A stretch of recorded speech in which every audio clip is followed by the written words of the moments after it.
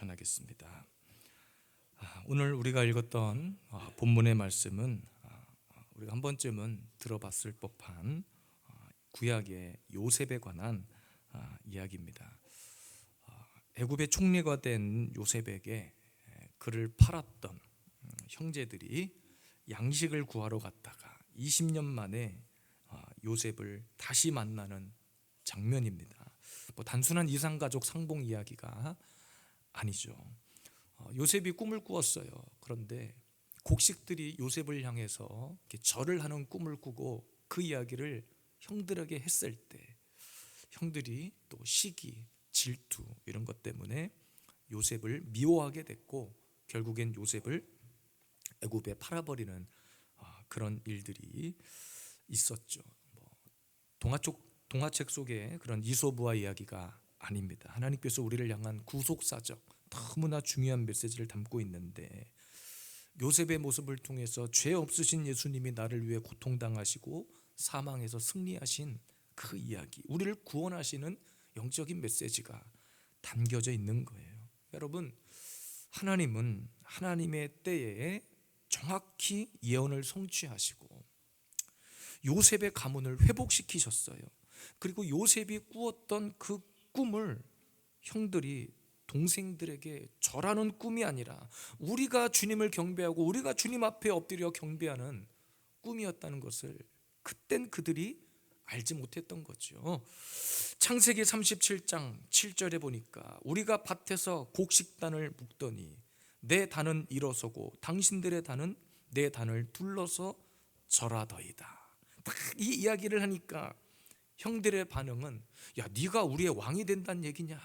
막 열받은. 안 그래도 아버지가 요셉을 너무 편애하는 것 같고 요셉만 사랑하는 것 같아서 안 그래도 열받는 찰나에 눈치 없이 요셉이 꿈 얘기를 그렇게 하니까 형들이 발끈한 거죠.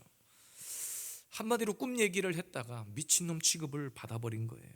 그러나 사실은 여러분, 그 꾸었던 꿈 때문에 요셉의 형제들이 다시 살게 되었다는 것을 우리는 너무나 잘 알고 있어요. 여러분, 우리는 하나님의 계획을 다 알 수 없습니다. 오늘 설교 제목의 부제가 다 알 수 없는 하나님의 계획인데 우리는 다 알 수 없어요. 왜 그때 하필 요셉이 그 타이밍에 그 꿈을 꾸었고 그냥 가만히 간직하면 될 것을 왜 그 꾸었던 꿈 이야기를 형들에게 해가지고 요셉이 애굽으로 팔려가게 되었는가? 하나님의 계획을 우리는 다 알 수 없습니다. 그래서 우리는 예수님 믿는 거예요. 그래서 우리는 하나님을 믿고 예배드리고 기도하고 하나님의 응답을 구하는 거예요. 때로는 예수님 믿다가 미친놈 취급도 받을 때가 있어요. 학창시절에 어떤 친구가 저에게 이런 이야기를 합니다. 왜 교회에다가 헌금을 갖다 바치느냐? 뜬금없이 저한테 그런 질문을 한 거야. 중학교 때 정도로 기억을 하는데 차라리 그 헌금을 매주마다 자기한테 갖다 주라는 거야. 그러면 매주마다 자기가 맛있는 거를 사다 주겠다는 거예요. 아니 그럼 내가 사 먹으면 되지 왜 지한테 갖다 주고 지가 사오겠다는 얘기를 하는 건지 모르겠어요. 물론 저도 어렸을 때 신앙생활 하다가 그때는 신앙생활인지 뭔지 모르고 하던 시절이었겠죠. 가끔 헌금도 떼먹고 헌금 500원 주면 300원만 헌금하고 200원 오락실 가서 오락했던 적도 있고 그렇습니다. 다 알 수 없어요. 하나님이 나를 왜 부르셨는지, 나를 왜 목사가 되게 하셨고 왜 이 주일날 집에서 편안하게 늦잠 자야 될 시간에 우리는 꼭 이 시간에 나와서 예배를 드려야 하는지 다 알 수 없습니다. 하나님의 뜻을. 근데 중요한 것은 하나님의 뜻을 딱 발견한 순간 있잖아요. 우리는 깨달아요. 야, 내가 생각했던 것은 요만한 그냥 단순한 꿈 정도였는데 하나님의 계획을 끝까지 다 보고 보니까 위대한 하나님의 놀라운 꿈이었다, 하나님의 엄청난 계획이었다는 것을 우리는 그때야 깨닫습니다. 내 생각의 만족으로 하나님의 꿈을 치부시키면 안 됩니다. 왜? 하나님은 우리를 가장 완벽한 타이밍에, 가장 완전한 때에 우리를 구원하시기 위한 위대한 계획을 갖고 계시기 때문입니다. 오늘도 요셉이 꾸었던 꿈은 단순한 꿈 이야기가 아닙니다. 그의 가족들을 구원하시기 위한 완벽한 계획이었고 완벽한 하나님의 시나리오였어요. 그때는 몰랐지. 그때는 그냥 요셉을 향해서 원망하고 요셉을 팔아버렸지만 그 꿈 때문에 그들의 가족들이 구원받을 거라는 생각을 아무도 그때는 하지 못했어요. 지금 우리는 다 알 수 없어요. 알고 싶지만 하나님이 보여주시지도 않아요. 보여줘봤자 지금은 우리는 모르기 때문에. 여러분, 구원이라고 하는 것은 우리가 죽어야 가는 천국 그 이야기가 아닙니다. 진짜 우리의 영혼이 지금 죽고 사는 문제입니다. 왜 그렇게도 목사님들은 강단에 서기만 하면 예배를 강조하고 기도를 강조하는가? 집에서도 예배를 드릴 수 있고 직장에서도 예배를 드릴 수 있는데 왜 그렇게 목사님은 예배를 강조하는가? 지금은 다 할 수 없어요. 그러나 하나님께서 가장 기뻐하고 원하시고 우리를 향한 그 뜻을 알게 하는 장치가 뭐냐? 예배입니다. 예배하지 않는 사람에게 꿈을 꾸게 한다? 꿈을 알게 한다? 있을 수 없는 일입니다. 우리는 하나님의 때를 알고 싶지만 하나님은 그 때를 우리에게 알려주지 않으세요. 왠지 아십니까? 알려줘도 정신 못 차릴 사람은 정신 못 차리는 거예요. 알려줘봤자 그렇잖아요. 부모님이 외출했다가 집에 아버지 한 10시쯤 돌아온다 얘기해도 그냥 잠자고 있을 거 뻔하니까 말 하나하나 똑같아요. 주님이 언제 재림하실지 알려주면 신앙생활 더 열심히 할 수 있을 것 같으세요? 주님이 언제 오시는지 알면, 그날과 그때를 알면 우리가 막 새벽이고 언제고 막 금식하고 준비하고 할 것 같으세요? 우리나라 그런 경험이 있었잖아요. 1992년도에 이장림 씨가 10월 며칠 날 예수님 오신다고 그래가지고 전 세계 카메라맨들이 총 출동해서 예수의 재림을 실시간으로 생중계하려고 했지만 그들만의 잔치였어요. 흰 옷을 입고 어린아이를 등쳐 업고 애들까지도 뭔지도 모르고 그냥 엄마가 가자니까 가가지고 막 거기서 그날 12시가 되기만을 기다리고 근데 해프닝으로 끝나버렸어요. 전 세계 웃음거리밖에 되지 않았어요. 알려줘봐도 못합니다. 그래서 우리는 하나님의 때와 시간을 다 알 수 없지만 그 계획을 다 알 수는 없지만 꿈을 꾸는 거예요. 나를 향한 하나님의 계획이 어디 있는지 가장 완벽하게 가장 안전하게 오늘도 우리를 이끄시는 놀라운 하나님의 계획 속에서 오늘도 꿈을 꾸시는 소망을 품는 우리 모든 주의 백성들이 되시기를 주님의 이름으로 축복합니다. 요셉이 꾸었던 꿈을 오늘 통해서 하나님께서 우리에게 어떤 말씀을 하길 원하시는가 다 알 수 없지만 하나님의 계획은 분명합니다. 오늘도 요셉이 취했던 그 꿈 속에서 형들을 맞이하는 요셉의 모습이 어떠했는가 함께 살펴봅니다. 첫 번째는 형들인 줄을 알았지만 모른 채 했다. 이렇게 기록해요. 본문 7절입니다. 요셉이 보고 형들인 줄을 아나 모르는 채 하고 엄한 소리로 그들에게 말하여 이르되 너희가 어디서 왔느냐? 그들이 이르되 곡물을 사려고 가나안에서 왔나이다. 여러분, 제가 말씀을 같이 읽자고 하면 같이 읽어주시면 돼. 앉아서 7절입니다 하면 7절을 같이 읽어주시면 됩니다. 어떤 교회는 보니까 말씀 읽는 시간에는 다 일어나더라고. 일어나서 성경을 딱 들고 말씀을 읽어요. 7절 우리 같이 다시 한번 말씀 읽겠습니다.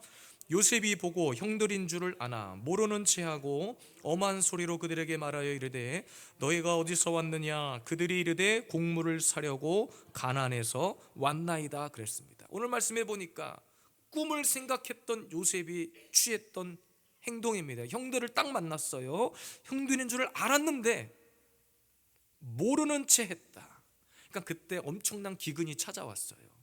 이스라엘 땅에 유대 땅에 기근이 찾아오니까 그의 가족들이 애굽이라고 하는 땅에 가가지고 곡식을 구해와라. 그래서 야곱이 어찌 너는 이렇게 태평하게 있느냐 아들들에게 가서 먹을 것을 좀 구해와야 되지 않겠냐 하고 애굽으로 보낸 거예요.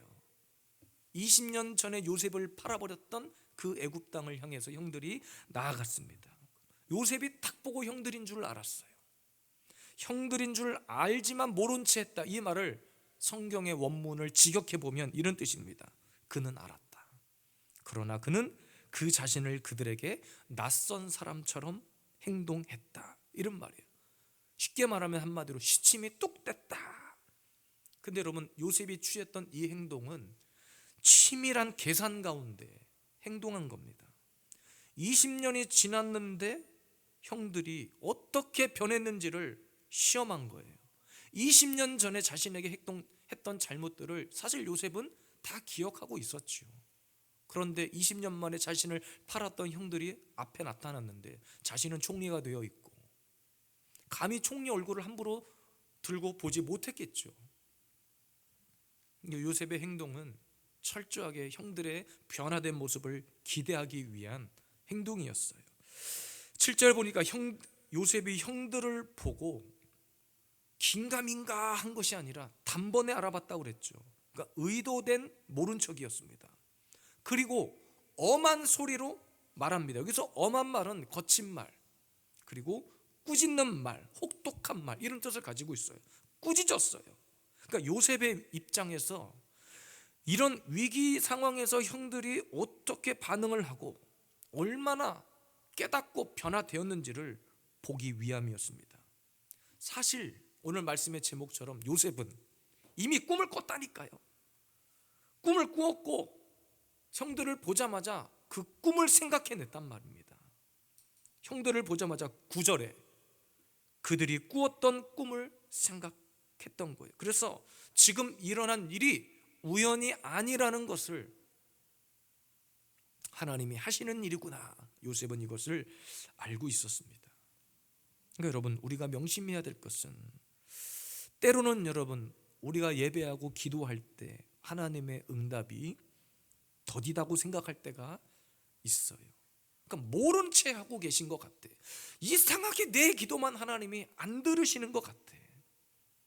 근데 하나님은 그 시간을 통해서 나의 변화를 기다리시고 때로는 엄한 소리로 꾸짖으십니다. 때로는 혹독한 말로 우리를 꾸짖으실 때가 있어요. 사실 우리를 엄한 말로 꾸짖고 듣기에 싫은 소리가 들릴 때가 있어요. 그러면 여러분 한 가지만 생각하시면 돼. 하나님이 나에게 응답을 주시기 위함이구나. 하나님은 나의 모습과 나의 변화된, 나의 예배하는 이 시간을 통해서 변화된 나의 모습을 통해서 응답해 주시기를 원하는구나. 그래서 때로는 목사의 설교가 막 나를 요동치게 할 때가 있어요. 듣기에 때로는 기분이 나쁜 말일 수도 있어요. 사실 여러분, 목사님들이 말씀을 준비할 때 문장 하나하나, 단어 하나하나에 엄청나게 공을 들입니다. 왠지 아십니까? 같은 말을 해도 어떤 분은 참 믿음으로 받아들이시는 분이 있는 반면에 어떤 분에게는 목사님이 또 나를 때리시는구나, 이렇게 생각할 수도 있거든요. 그래서 문장 하나, 단어 하나하나에 신경을 많이 쓰고 기도해요. 그러나 목적은 하나입니다. 이 말씀을 듣고 변화된 우리 심령 가운데 하나님이 응답을 주시고 나를 새롭게 하시기 위함이라는 것을. 여러분, 문제는 뭐예요? 우리가 하나님의 소리를 들으려고 하지 않는다는 거예요. 때로는 하나님이 우리를 모른 채 하는 것 같아. 듣지 않는 것 같아. 실제로 우리가 하나님의 소리를 듣지 않으려고 하는 경우가 많습니다.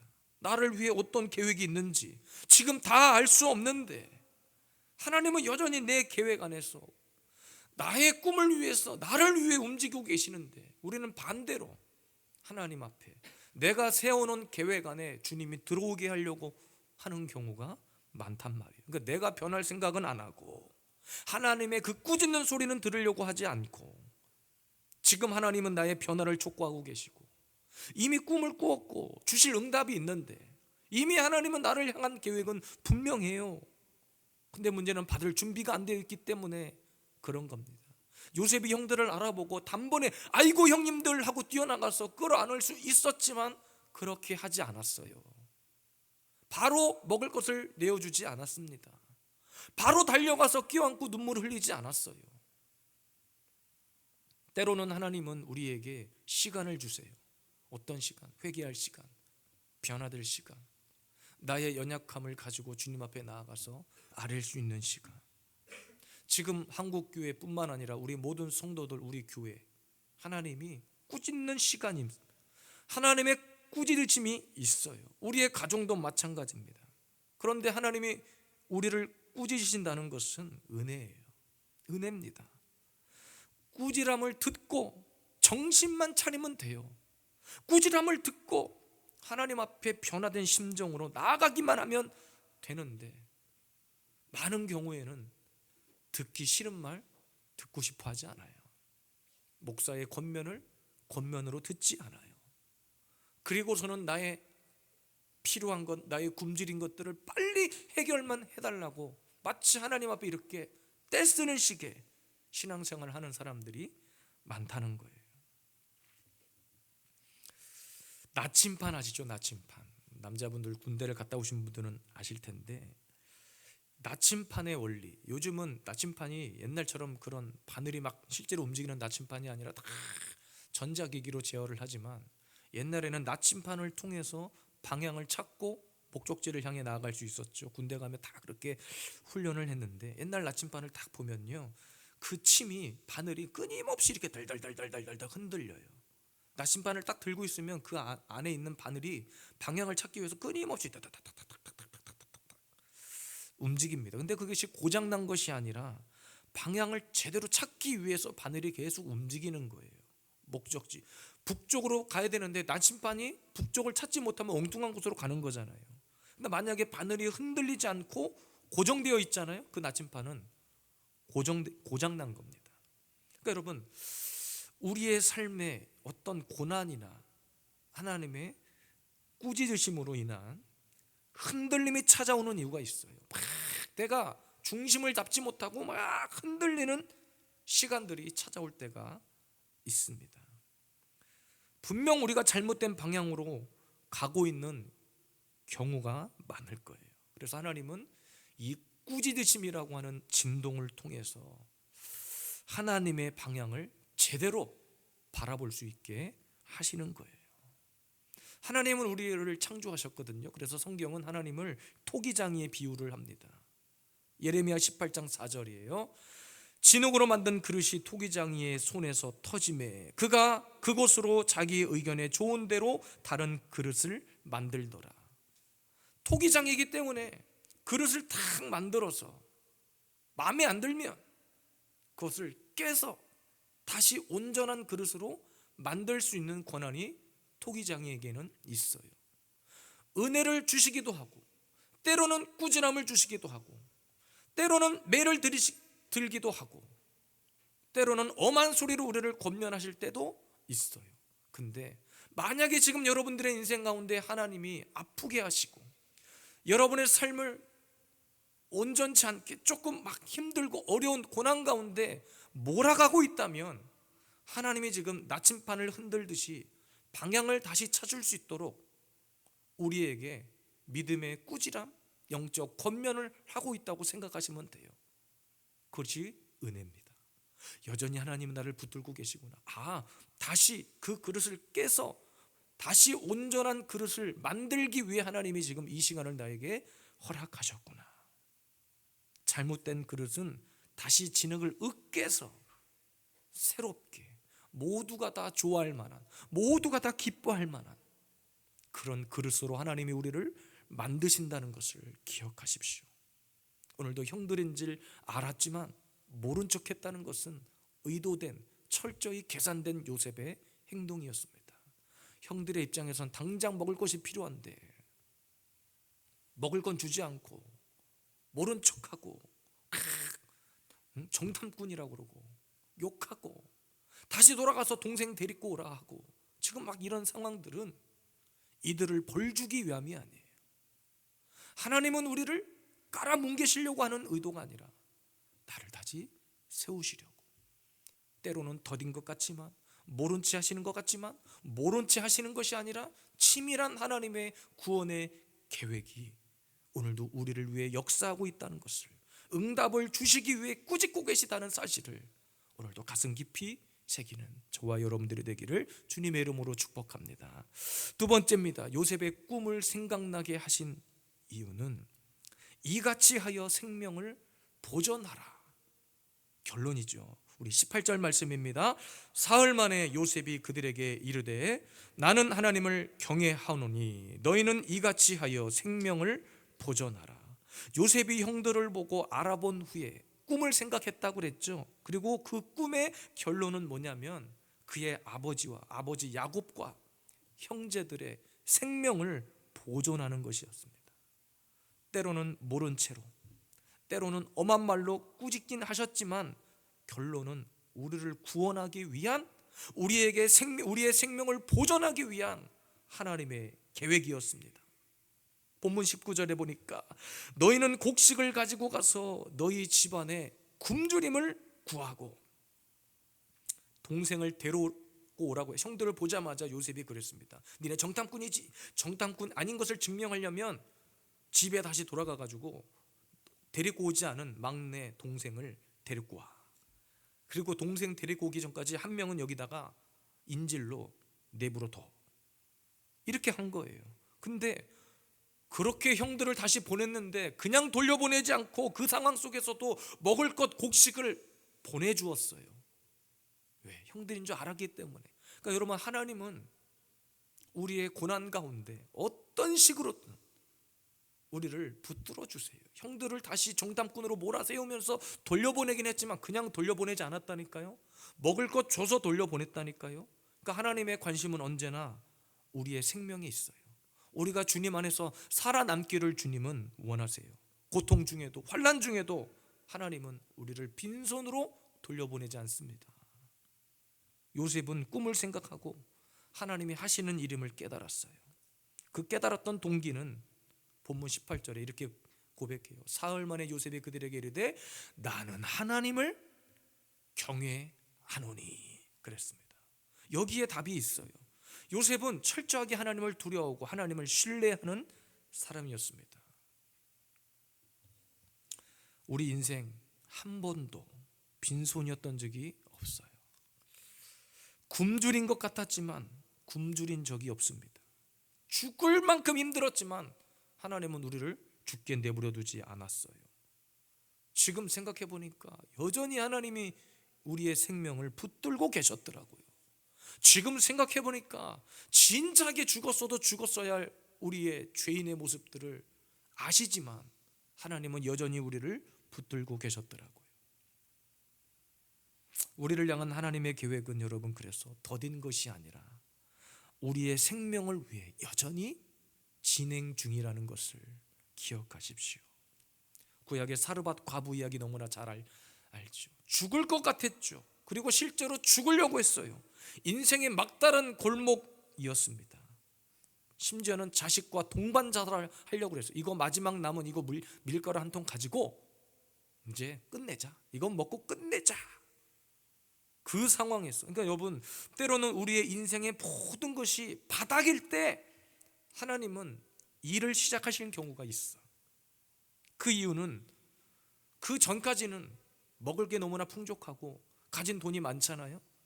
그러면 하나님께서 주셨다는 생각보다는 내 돈으로 내가 열심히 일해서 여기까지 왔다고 생각한 경우가 많기 때문에 그래요. 그래서 하나님이 우리를 위해 일하실 때는 인간의 방법의 그 한계에서, 완전히 인생의 바닥에서 주님이 일하시는 경우가 종종 있습니다.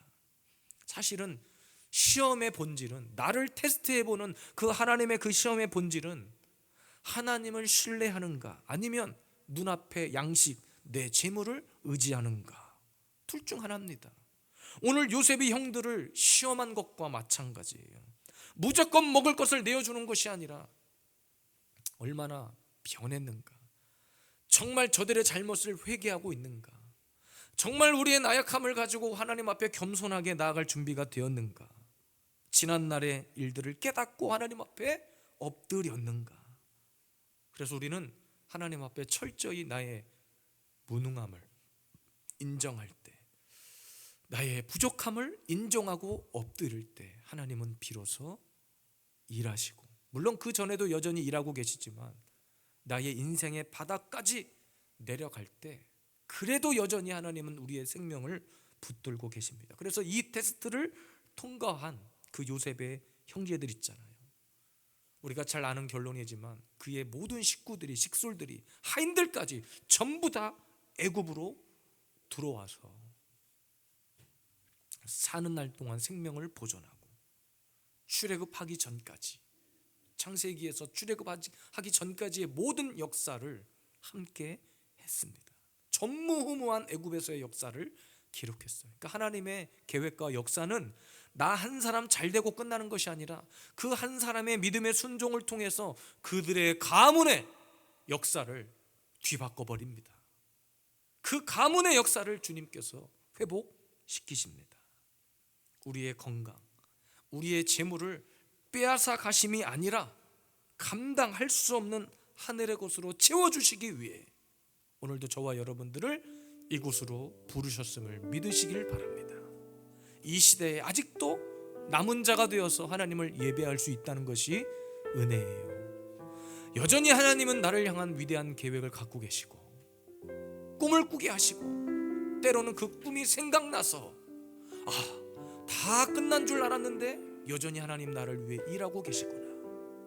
오늘도 우리 예수비전 세움교회에 예배하는 모든 성도들의 가정과 삶 위에 요셉의 꿈과 같은 다 알 수 없는 하나님의 계획이 우리를 살게 하고 우리를 꿈꾸게 하심을 믿음으로 고백하는 오늘도 복된 하루, 거룩한 주일 되시기를 주님의 이름으로 축복합니다.